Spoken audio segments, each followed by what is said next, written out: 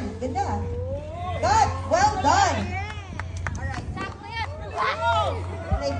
Masayang-masaya si Catherine dahil finally ay na-flex na niya ang pagiging bagong Superbad Ambassador ng Century Tuna. Sa kanyang Instagram ay ipinasilip ni Catherine ang ginawa niyang paghahanda para sa kanyang endorsement. Makikita roon ang pagbubuhat niya ng barbell para ma-achieve ang kanyang fit body at takaw pansin na abs. Teenager pa lang siya ay dream na niyang maging bahagi nito.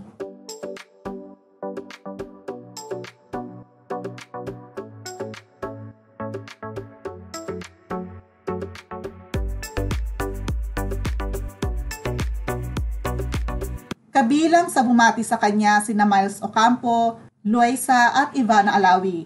Ilan sa mga celebrity na naging endorser na nito sina Bea Alonzo, Alden Richards, Ann Curtis at Miss Universe 2015 Pia Wurtzbach.